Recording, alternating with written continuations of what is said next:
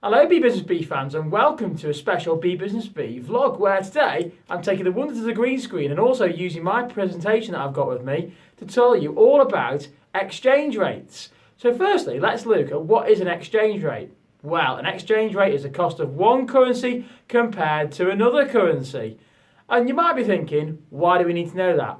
And what other terms go alongside that? Things such as stronger pound, weaker pound.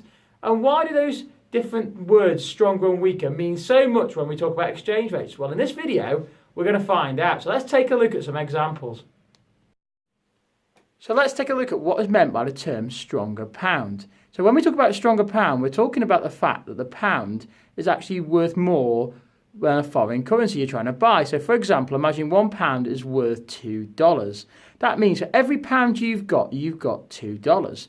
That is really good for importers because if you want to buy products from America, for example, that means if it costs $2, it's actually costing you £1.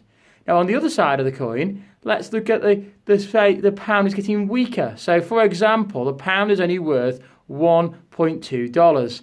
So what we're looking for now in this case is that it's actually bad for importers because you're only getting $1.20 for every pound that you're buying.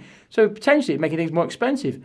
But it is good if you're an exporter, because when you're an exporter, that means that you're going to be able to sell your products overseas and they appear cheaper, because if you're an overseas buyer, you don't need as many of your currency to buy our currency.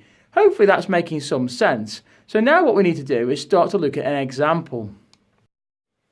Okay, let's look at an example and hopefully make some more sense of this. So what I've done here is I've kept the weak exchange rate at 120 and I've kept the stronger one at being worth $2, and we're going to try and look at it for a person who's selling a car in the UK. So if the car in the UK sells for £10,000, let's look at it from being the weak exchange rate, so the 120. An American person would need $12,000 to buy that car.